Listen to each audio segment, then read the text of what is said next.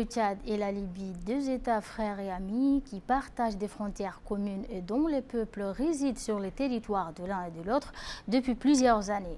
Cependant, après que la Libye a traversé des périodes d'instabilité politique et d'insécurité, les Tchadiens vivant en Libye se sont retrouvés exposés à une insécurité généralisée, surtout ceux en situation irrégulière.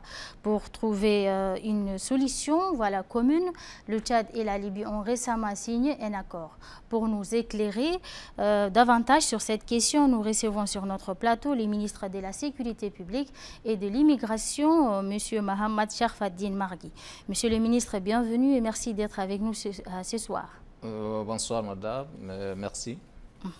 En effet, monsieur le ministre, vous revenez tout juste d'un séjour à Tripoli où vous avez pris part au Front international sur la migration et vous avez en même temps signé un accord crucial avec l'État de la Libye concernant la régularisation de Tchadiens en situation irrégulière. Cet accord historique, à bien des égards, aborde des questions sensibles telles que la sécurité aux frontières, les droits des migrants et les mesures de rapatriement. Exact, c'est exact. Alors, nous allons également profiter de votre présence pour discuter de l'actualité nationale, notamment le contrôle des véhicules en circulation en Djamena. Je m'attendais, ça ne va pas m'échapper. D'accord. Alors, le président Mahamat Idriss Déby Itno est l'un de rares chefs d'État, sinon le seul, à visiter la Libye depuis plus d'une décennie.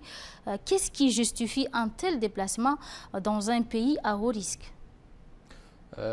Merci madame, merci également à Manara TV qui nous donne l'opportunité d'échanger sur des sujets d'actualité, en particulier la visite, comme vous l'avez dit, la grande visite qu'a effectuée le président de la République, chef de l'État en Libye. Ce qui justifie cette visite du chef de l'État et de la grande délégation qui l'accompagne sont, entre autres, le niveau des relations. Il faut le rappeler que le Tchad et la Libye ont quand même des relations historiques. Justement.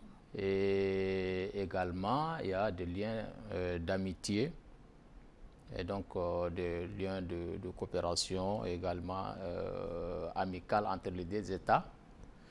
Et donc il est tout à fait normal que le chef de l'État, suite et sur invitation de son homologue libyen, réponde positivement pour organiser cette visite. Il faut aussi signaler que cette visite a principalement a été organisée pour deux raisons principales. La première raison est que le président de la République, chef de l'État, un bon soldat, il est plus que quiconque connaît ce que c'est que le prix de la paix. Et la paix, notre paix ici au Tchad, dépend de la paix de nos voisins. Juste.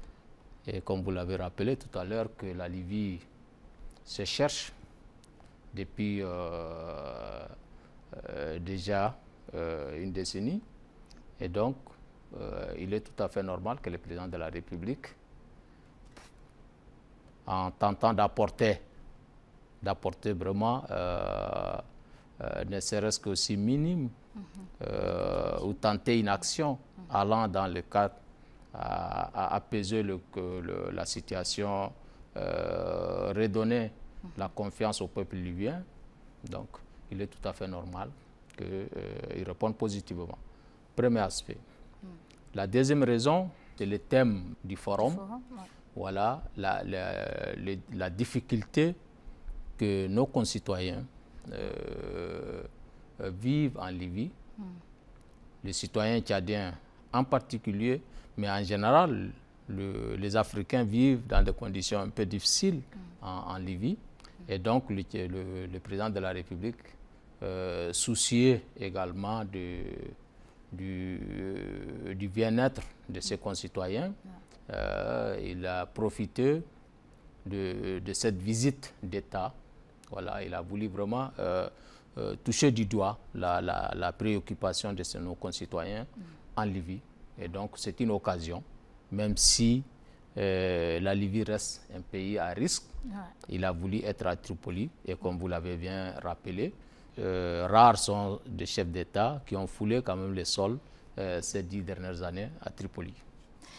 Une réponse vraiment détaillée. Vous avez participé également aux rencontres bilatérales durant votre séjour à Tripoli. Alors, quelles ont été les principales conclusions de ces rencontres? Il s'agit d'abord d'un forum, disons, tripartite sur la problématique de la gestion de migrants en situation irrégulière. Tripartite en ce sens qu'il y a des pays qu'on appelle les pays de départ, ou soit de passage, tels que le Tchad, le Niger, le Soudan, etc. Il y a également ce qu'on appelle les pays de transit, tels que la Libye, la Tunisie, les pays de la Méditerranée, et les pays de destination, ou les pays d'accueil, que les pays de l'Union européenne. Et donc, il y a eu la participation de tous ces pays. Et d'un côté, les pays de la Méditerranée, de ce côté, nous, de l'Afrique subsaharienne, et également les pays de la Méditerranée. Et ensemble, nous avons discuté à chacun le rôle qu'il doit jouer. Nous, le pays de passage, où en quelque sorte le Tchad est cité entre les deux. Des fois, on le traite comme un pays de passage ou un pays de transit. Et également, le grand pays de transit, c'était la Libye, etc., dont nous avons discuté pour tout ce qui peut être fait, chacun à son niveau, pour pouvoir vraiment apporter des réponses claires à cette préoccupation. Et il est bien évidemment clairement identifié que tant que nous n'apportons pas de réponse à la base, c'est-à-dire au niveau du pays de départ, il n'y aura pas de solution pérenne. Et donc, il est question que l'ensemble des pays coopèrent, partagent les informations et essayent de créer des conditions pour que les Africains restent chez eux en créant des conditions. Il ne faut pas que les gens tentent pour un, je ne sais pas, pour un Eldorado de l'autre côté de la Méditerranée, où souvent ça finisse mal en pleine Méditerranée. Souvent. Et en bilatéral, nous avons également profité pour également parapher un accord avec la Libye. Et là, ça met ça engage les deux États, voilà, la Libye et le Tchad, sur la gestion spécifique de cette préoccupation que la situation de nos compatriotes, qui sont souvent se retrouvent dans des conditions sans documents, sans pièces, etc. Donc nous avons mis un accord qu'on appelle l'accord de coopération entre les deux pays, qui permettra certainement de réglementer, n'est-ce pas, de réglementer la situation des Tchadiens en position irrégulière. D'accord. Cet accord, nous y reviendrons justement. Comme vous le venez de souligner, Monsieur le ministre, le Tchad étant un pays de transit des migrants, quel était le message du Tchad au Forum sur la migration qui s'est tenu récemment? Nous avons été clairs avec les pays de la Méditerranée, qui souvent stoppent à leur niveau en mettant en place des camps d'accueil ou de concentration, je ne sais pas, entre guillemets, et il accueille le candidat à l'immigration. Nous avons adressé un message. envers ces pays-là. Nous avons également adressé un message sur l'ensemble des pays, y compris ceux de l'Union européenne, qui sont préoccupés également, comme nous, par cette situation. Pour l'ensemble des pays, j'avais rappelé tout à l'heure que nous avons dit, c'est l'instabilité de pays dits en voie de développement.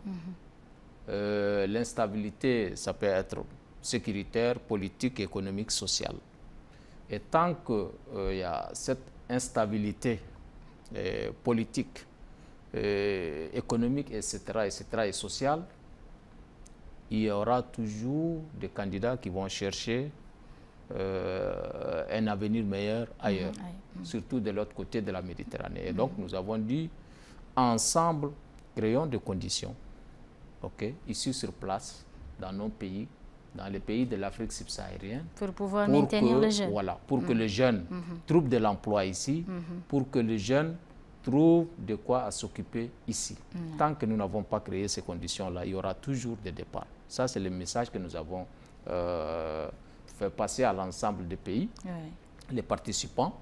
Et vers le pays de la Méditerranée, nous avons également rappelé que nous sommes d'accord que, conformément à les réglementations, les migrants sans papier soient quand même regroupés pour donner suite à leur sort. Nous sommes d'accord.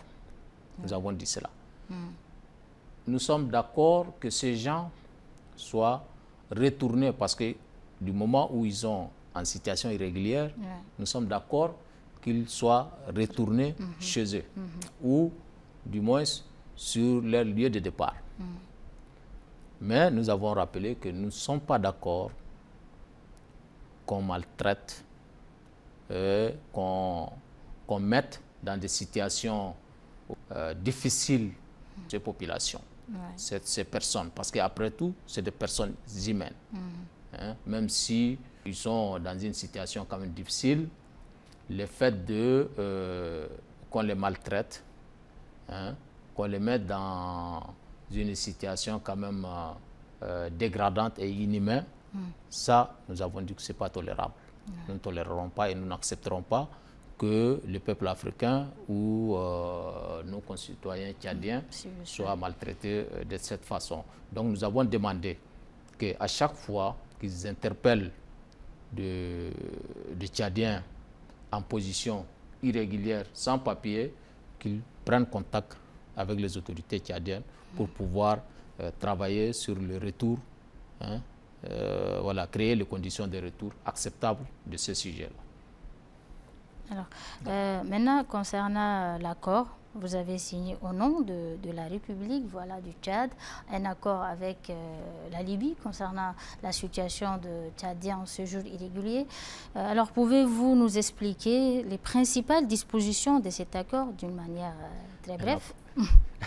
Oui, effectivement, il s'agit d'un accord qui détermine, comme j'avais dit tout à l'heure, les conditions et procédures de régularisation du statut des citoyens tchadiens qui se trouvent en situation irrégulière, comme ils le disent.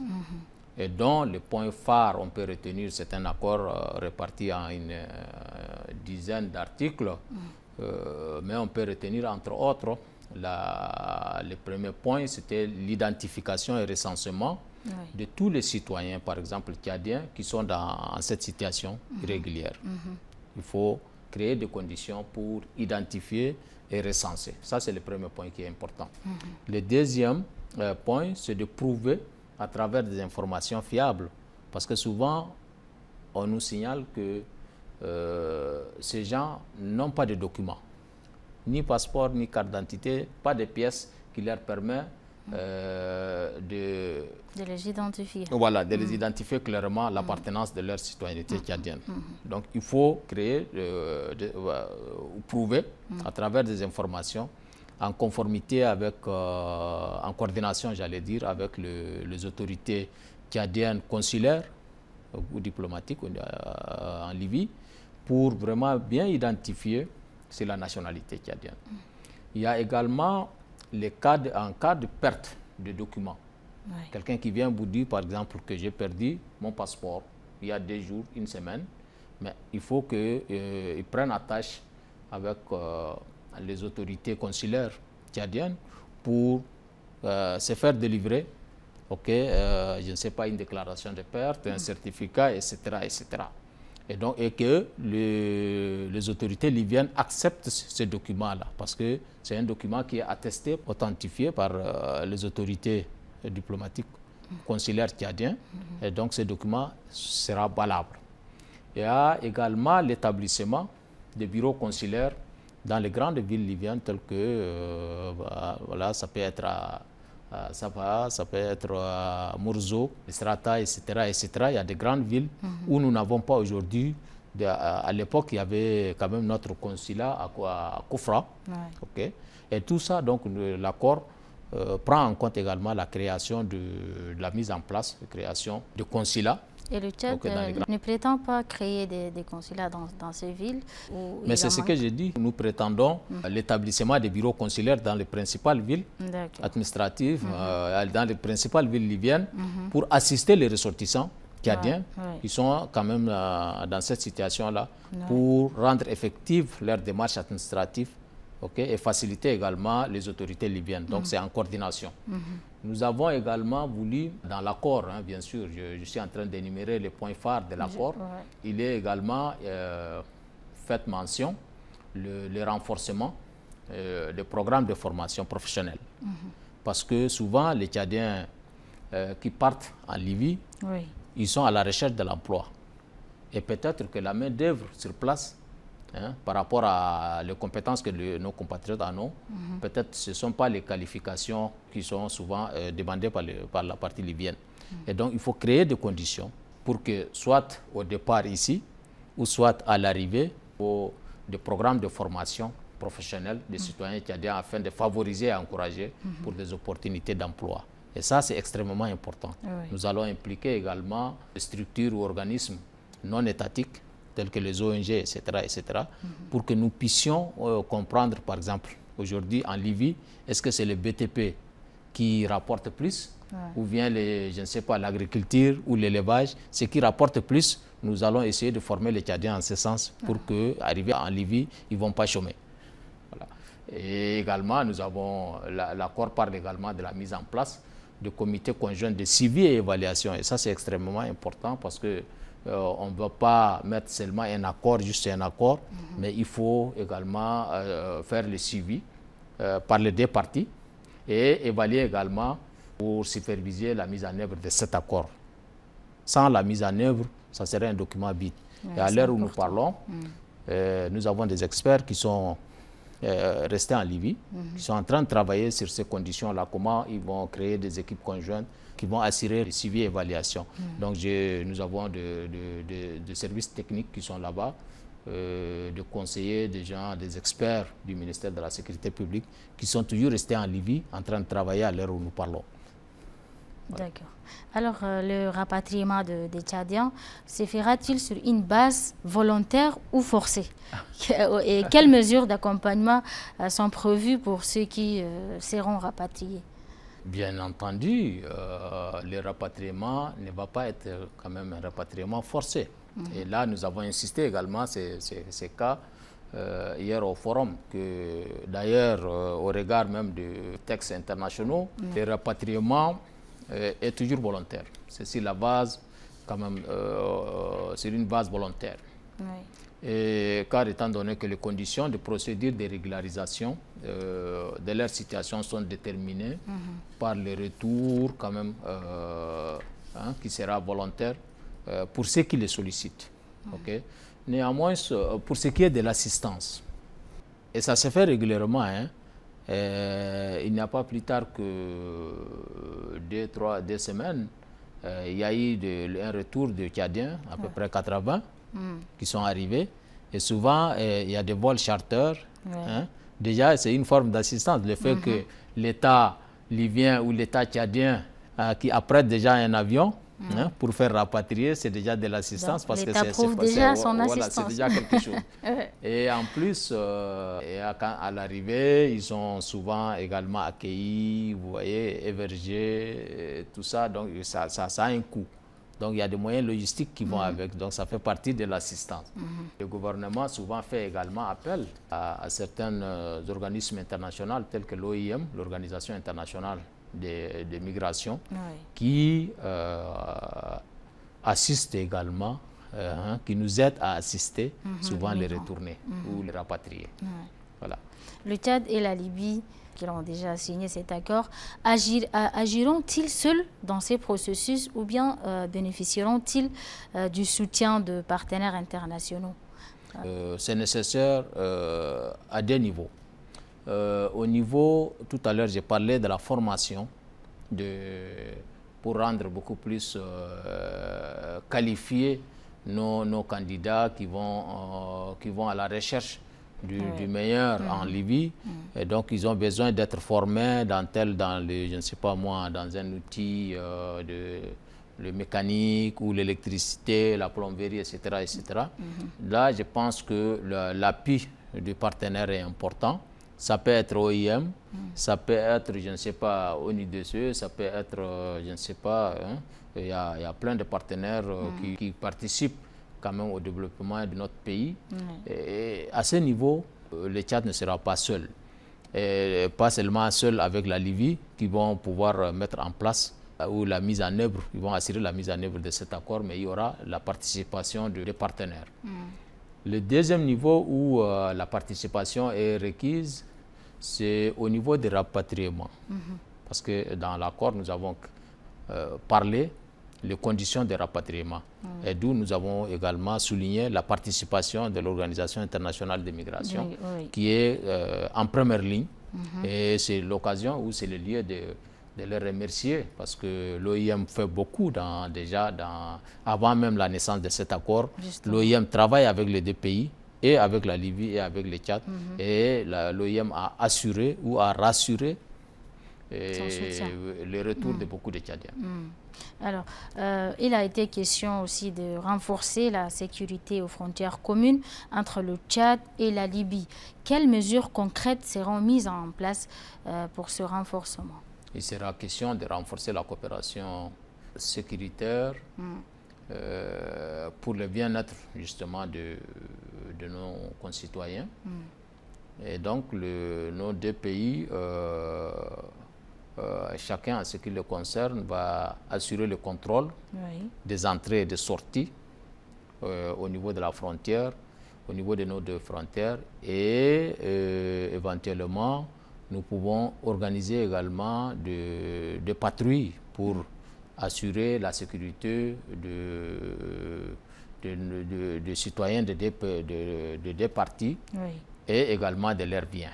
Je rappelle que le renforcement de la sécurité au niveau des frontières fait également allusion à un accord existant. Il y a un accord qui existe et qui implique 4 pays membres qui sont concernés par cet accord et qui existent déjà, c'est-à-dire la Libye, le Soudan, le Niger et le Tchad. Et il y a l'accord qu'on appelle l'accord quadripartite qui existe déjà sur la gestion des frontières. Et donc hier, dans les discussions, le chef de l'État a rappelé la mise en œuvre de cet accord, parce que souvent il est constaté que l'accord a pris un peu de, je ne sais pas, n'est pas le même niveau qu'au départ. Au début. Et donc le chef de l'État a insisté l'opérationnalisation de cet accord-là, qui pourra vraiment aider quant à la gestion sécurisée de nos frontières. Donc là, ça va au-delà de Tchad-Libye, mais ça concerne également la frontière avec le Niger, ça concerne avec la frontière avec le Soudan, etc. Alors, pour conclure, Monsieur le ministre, une question d'actualité. Le contrôle de véhicules en circulation à N'Djamena suscite de nombreux débats. Alors, comment se déroulent ces contrôles et quels sont les points à améliorer? D'abord, je voudrais remercier nos concitoyens qui sont très patients. Et je leur dis merci d'avoir patienté, d'avoir supporté les difficultés relatives à cette opération. Comme vous l'avez constaté, c'est la page du ministère de la Sécurité publique.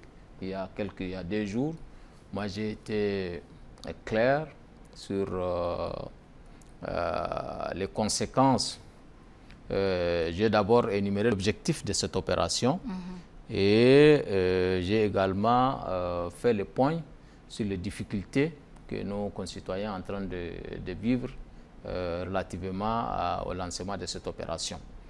Et l'objectif, nous avons dit que c'est d'arriver à détecter et identifier des individus mal intentionnés qui souvent utilisent des véhicules non immatriculés, des véhicules qui n'ont pas de pièces afférentes et qui commettent des actes et qui mettent également à mal le vivre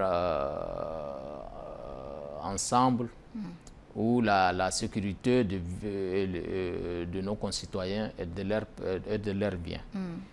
Ça, c'était l'objectif principal. Mais il se trouve que dès le lancement de cette opération, des manquements ont été constatés. Et ces manquements, Et ces manquements sont suite à un certain nombre de comportements des individus qui sont désignés à mettre en exécution cette opération. Et cela est inacceptable. Il nous a été rapporté des comportements complètement qui n'ont rien à voir avec l'objectif de cette opération. Et nous avons instruit en leur tête le directeur général de la police nationale de mettre fin à de tels comportements. Premier élément. Deuxième élément, nous avons instruit l'inspecteur général du ministère de la Sécurité publique de déployer toutes ces équipes pour pouvoir vérifier le cru des citoyens tchadiens, le cru des usagers. Comme nous étions en déplacement, c'est ce matin que le rapport nous a été déposé, mais nous n'avons pas encore exploité à fond. Nous allons exploiter le rapport à mi-parcours de l'inspection générale sur le comportement des individus qui sont appelés à mettre en œuvre cette opération. Également, apprécier le cri de nos concitoyens. Ce que je peux vous dire, c'est que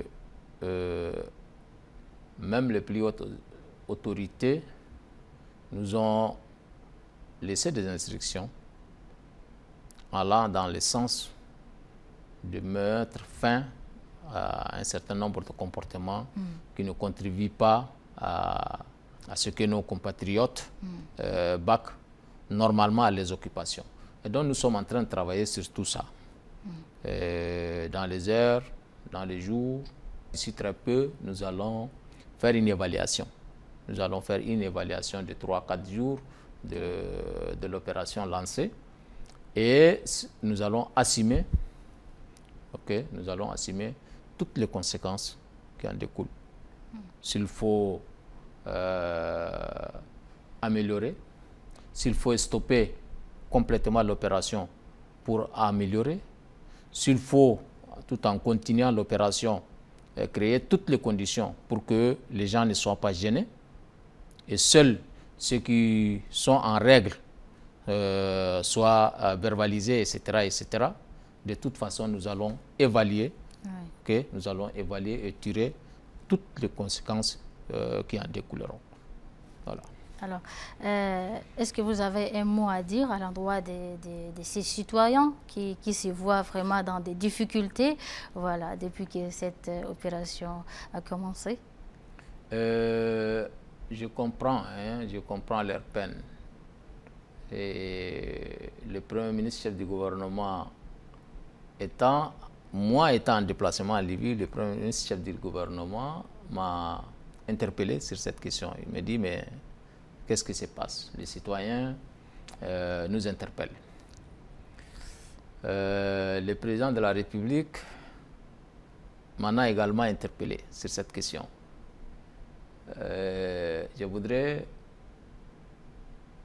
ici rassurer nos concitoyens que aucune intention de contribuer à faire souffrir nos citoyens nous anime. Nous sommes là, et à travers le lancement de cette opération, à travers ce contrôle des engins, nous voulons faire le tri pour mettre les indélicats d'un côté et les bons citoyens du bon côté. Malheureusement, comme j'avais dit tout à l'heure, il y a eu quelques débordements. Nous allons corriger. Que nos populations, que les citoyens tchadiens, que nos populations, nos compatriotes, ils ont été patients,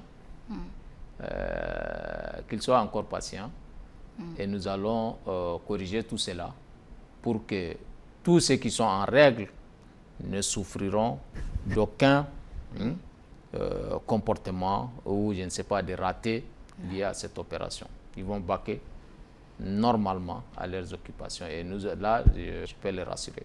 Et dans les très prochains jours. Même dans les très prochaines heures. Alors, Monsieur le ministre, merci pour ces éclaircissements. Nous espérons que ces messages parviendront à qui des droits et nous espérons aussi que l'accord que vous avez signé apportera des solutions concrètes et durables pour nos compatriotes en Libye. À nos téléspectateurs, merci de nous avoir suivis. Restez connectés pour plus d'actualités et d'analyses. Bonne soirée à tous.